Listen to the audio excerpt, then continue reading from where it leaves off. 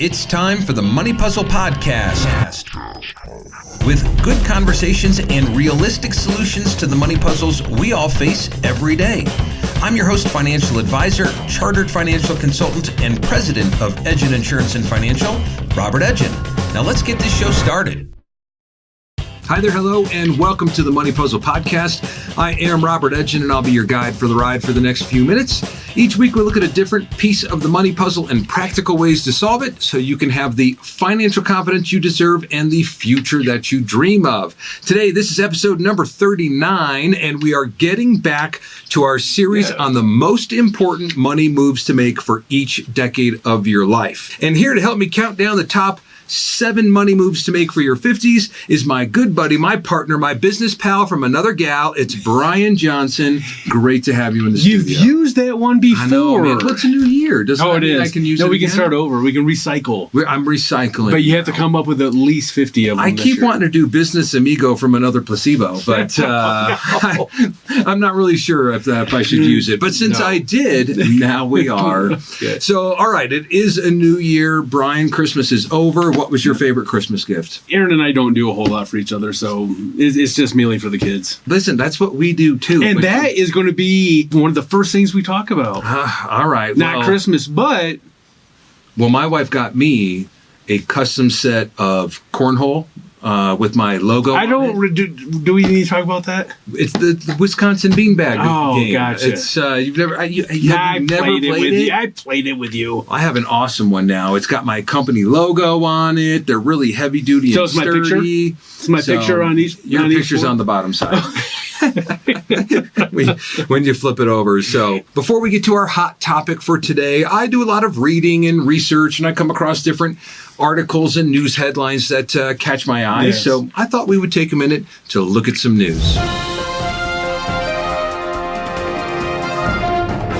Today's article comes to us from Reuters, and the headline reads, Colorado bank robber throws cash in air shouting, Merry Christmas. All right. A man with a white beard being held on $10,000 bond in Colorado Springs. Oh, not your white beard? No, this is not white, by the way. This is salt and pepper. Okay. Thank you. Where's the black? Allegedly robbing a Colorado Springs bank and throwing the stolen cash into the air while shouting, Merry Christmas to passersby. David Wayne Oliver, age 65, was arrested at a nearby Starbucks coffee after he held up the Academy Bank in Colorado Springs. This is actually just a mile down the street. Road. It's a mile down the road. Where was I? He was throwing out cash. I totally missed it. Eyewitness Dion Pascal recounted that Oliver stepped outside the bank and tossed the money all over the place. He just started throwing money out of the bag, it says, before yelling, Merry Christmas, everyone. Pascal said bystanders were retrieving some of the money and returning it to the bank. They actually returned it? I thought for sure there's going to be 30 other arrests. Some were returning it. Police do say that thousands of dollars remain unaccounted for, but they found him sitting and waiting in the Starbucks, just having a jolly old time. What did he say when the cop showed up? That it doesn't say. It doesn't? No. It would have been great to know that. He probably said something really witty. Yeah. Hey, my elves! I don't know. All I know is the reindeer are here to take me away. Even if now I've seen the picture, so go check out the link on the show notes, because this dude actually looks a little bit like Santa Claus. He really does. So, throwing out money for Christmas when you look like Santa is cool, but turns out it's still illegal. All right. Yeah, still not to be done. No. So, all right, go check out the rest of that story. And if you happen to be there and you picked up some money and you haven't turned it in yet, probably a good idea. You probably should. Probably a good idea. So, all right, that's it for this week's news. Let's go ahead and get to the hot topic for this week.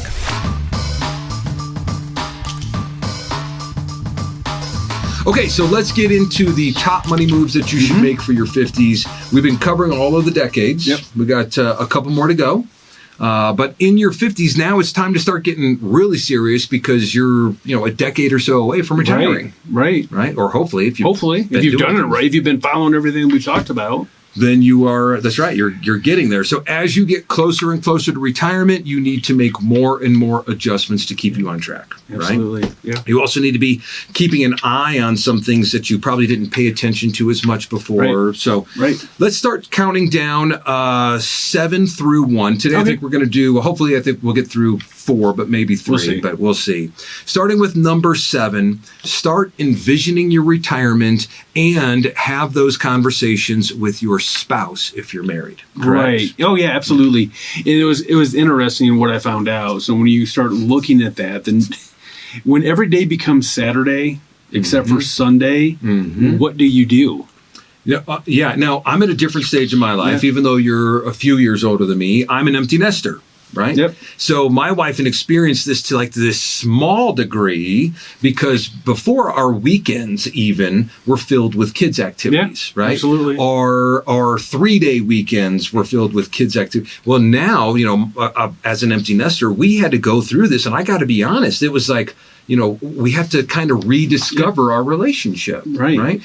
So, I mean, what do you do when you go from working 8 hours a day, your wife working 8 hours a day, vice versa, whatever it is, you have the weekends together, but now you wake up Monday and it's Saturday. You wake up Tuesday and it's Saturday. Wednesday it's Saturday. Every day is Saturday. What do you do? Now you have 24 hours a day together, and it can create a lot of stress. You no longer have a routine. Mm-hmm. I don't know. Well, and you no longer have a break. You don't. Right? So now, and I will say, my wife and I had to come up with some new hobbies, right? Yeah. So this summer we got into, or really I did, and she supported me, and then I got into waterfall chasing. Let's go take hikes and find waterfalls. Oh, waterfall. Okay. I thought maybe jumping off of them. That's waterfall diving. I don't know. You're still chasing the water. I have jumped off of waterfalls many times before. Coming up with different hobbies, different routines. Right. But also kind of figuring out, what do you want your retirement to look like? Right? Not just for you, but with your spouse. What do they want it to look like? Well, exactly. So you have to kind of work that stuff with traveling. Yeah. Because I'll give you an example. My mother loves international travel. Okay. My dad hates it. He never goes. No, my mom's been to Israel 3 times in the last 5 years. So she just goes without him? Yeah, she goes without him. So, I mean, that's one of those things that you'd have to work out. He refuses to go. He was like, I've been traveling for work all my life. I'm done.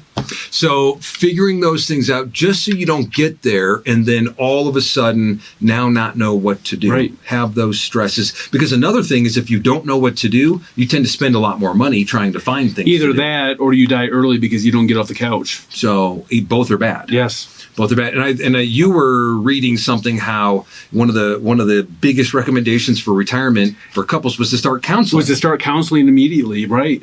Yeah, crazy. Yeah, I didn't realize that, but it's recommended out there that you do that to learn how to work together again. Yeah, it causes a different kind of connection. But you also kind of, you want to start thinking about, all right, these are the things that we'll want to do as a couple. What are they going to cost? Right? So you can start doing some planning. Your expectations. So, absolutely. Managing your expectations. Yeah. Okay, so that's number 7. Number 6. Yep. We've talked about this in a past series, but it is starting to look at long-term care. Your 50s is the right decade to figure out your long-term care. Why? Number 1, this is my number 1, is the fact that when you hit 60 years old, the cost of long-term care skyrockets. Yeah, it's a big jump. It is. When you turn 60. Yeah, it is. It would be awesome to do it in your 40s, but a lot of times you're still dealing with kid stuff and other stuff and college stuff. So 50s now, you're starting to have the resources to be able to do it, but you haven't hit that age 60 where it's becoming more cost prohibitive. The other reason why to do it is the same thing it has to do with your 60s is 23% of people who apply for long-term care when they're 60 years old or a little bit older get denied. That's right. Versus only about 14% when you're in your 50s. Yep, that's right. So you get a 9% better chance of getting approved. No, and then not to follow that, carry that statistic out because I researched that as well. It starts at 23%, but the later you get into your 60s, and by your 70, it's up over 50%. Way up. The reason for that, long-term care events typically take place between 70 and 80. So the closer you get to that 70 age, first of all, price is going to go through the roof. The higher chances of being on meds. That's right. These days make it harder to get long-term care. And so, more and more people get bumped out of it. And the next thing you know, if you have an event, your spouse is taking care of you. Mm-hmm. If you didn't, not such a bad thing, right? If you didn't plan for it, or your kids have to, or you end up without any resources left at all. That's right. They all get spent out. Which is not only bad for you, it's bad for your spouse as well. It absolutely can be, especially when women tend to live longer than men. So, right. So we have had lots of conversations. So we're not going to talk about how to get long-term care or different kinds of long-term care. We did a whole month-long series back in September, maybe? Yeah, August? something like that. It was still nice outside. So, yeah. So, go back and look at that series on the ins and outs of long-term care. But your 50s, by the time you get through your 50s, you need to have your long-term care figured out. Or it doesn't have to be a long-term care insurance. It just needs to be a long-term care plan. Just a plan, yeah, because if you have the resources for it, why not just self-fund it? So, or do an alternative. There's hybrid long-term care plans. There's asset-based long-term care plans. Yep. So there's a lot of ways to do it, but your 50s is the right time Absolutely. To get it done. And I would say, as long as it's by 60, but the younger you are when you're in your 50s, the cheaper it's going to be. Well, right. And yeah, if you're looking at a standalone long-term care policy. Well, and even, what you may be able to do if you started it, early enough in your 50s is get it paid off by the time you retire. Can you still do that with long-term care policies? You can with hybrid plans. An option for hybrid plans, yes. So, and when with some asset-based annuity plans, you could do it that way. Yep. So the more time that you have to let your money grow and work for you, then the less it takes in funding. Yeah. So definitely get it done in your 50s. The sooner the better. Yeah, absolutely. So, okay. All right. Next one of our favorite ones. Number 5 is to combine your accounts and simplify your life. Make it simple. So, what we find when working with clients is that usually by the time they get into their 50s, they've got 4 401ks and 3 IRA. They've got 8 or 9 different retirement accounts. We ran in that today. Just today. Yep. Between the husband and the wife, I think they had 7 of them. They did. Right? Yeah. So then it's like, what is this statement for? Who do I call about that? What's going on with this one? The closer you get to retirement, you want things to be simpler, not more complicated. That's right. And but there's other reasons. Yeah, we combine all the accounts. Guess what you save? You save fees. Mm-hmm. One of the things with IRAs, what do you pay? Well, you have an annual maintenance fee. So, yeah, that's right. To whoever the custodian is. So now if you have 7 accounts, you have 7 maintenance fees. Yeah, why not combine it all together and have one? Absolutely. So it saves you money on fees. It also helps you take advantage of what I like to call the power of zeros. Mm-hmm. Different than the book, The Power of Zero. Right. So, the more zeros you have behind your dollar sign, the more power you have as far as diversification, as far as what you might be able to invest in. Or money managers. So, that's the other thing, because we spend a lot of time looking at money managers and who we place funds with. And if you have an account with $1 million or more, the sky's the limit. In a lot of cases, you have a lot more options available. But if you had 5 accounts with $200,000 each, you don't have access. Exactly. So, like, if you came to us and say, "Hey, I've got a $500,000 account here, and I also have a $500,000 401k," we can't get you into that $1 million money manager. That's right. So the more zeros you have, the more power you have to build kind of more powerful portfolios. Yeah, that's right. Absolutely. So combining it reduces fees. It gets you access to other types of investment managers. And then again, it simplifies your life. It does. And one of the things that we end up doing when we have a husband and wife situation is we have one statement. Oh, isn't that nice? That's right. It is so nice. Especially when we do reviews of clients and all we have is one statement. It's fantastic. And look at what happens when we go meet with clients and they still have 7 accounts, 8 accounts. Going through all of the different 7, 8, 9, it's overwhelming to everyone. Yeah. We go through it on a daily basis, so we can handle. But the clients, you start to see their eyes like, they live like you in the headlights, kind of glazed over. So, and I thought you meant attractive and intelligent. All right, so we've been through number 7, 6, and 5. Brian, what's the number 4 thing to do in your 50s? Paying off debts other than your house. Your credit cards. Credit cards. Cars. Car payments. Yeah. There's not a whole lot when you're that age. Hopefully you still don't have student loans, right? But paying off those debts. So one of the things I found, 40% of people getting ready to go into retirement are looking forward to paying those debts off. Only 40%. That still leaves 60% of the people out there going into retirement with debt, consumer debt. And what happens when you go into retirement with credit card debts? Well, it limits your options on what you guys want to do. Let's say that you really wanted to travel because you like to travel a lot. It will limit that, how much money, how much resources you have to put to go to Iceland. That's right. Other fun places. Right. So I actually have, quick story, 2 couples. One couple makes double the money in retirement, than the other. But the couple who makes half has way more fun and does a lot more because the couple who makes double still has about $180,000 in credit card debts. Yeah. Right. Which is how much? Yeah. No. Oh my God. Yeah, I know it's astronomical. Unbelievable. Yeah. It's astronomical. But the truth is, it takes so much money to pay those credit. And you know how much they're coming down in their balances each month? Almost nothing. Right. Nothing. And so the couple who makes twice as much is having half as much fun because they have to spend that money servicing their credit card debts. Right. Pay it and then don't go back into it. Yeah. You wrote something down that I like. It says, and I had to ask you, but debt payments hinder your expectations. Yeah. So what did you mean by that? So again, let's use travel because we were just talking about that. So as you guys prepare, like we talked about in number 7, looking forward to retirement and what you're going to do with your spouse. If travel is one of those things that you really want to do because your work life, you weren't able to do it. You have a couple $1,000s a month credit card payment. How are you going to do it? So you're expecting to be able to travel in retirement. Expected to be able to travel, and then when you get there, you can't. Right. Because of a $180,000 in credit card debt, whatever it is. Right. And I would imagine if your expectations, well, really, I'm trying to remember what the key of happiness is, but it has something to do with your expectations, of meeting your expectations. Right. So if you're expecting all these things in retirement and then you get there and you can't do it, I would imagine it just leads to a much unhappier retirement. It does, and it can lead to depression. And that's probably one of the reasons why that number 1 recommendation was counseling.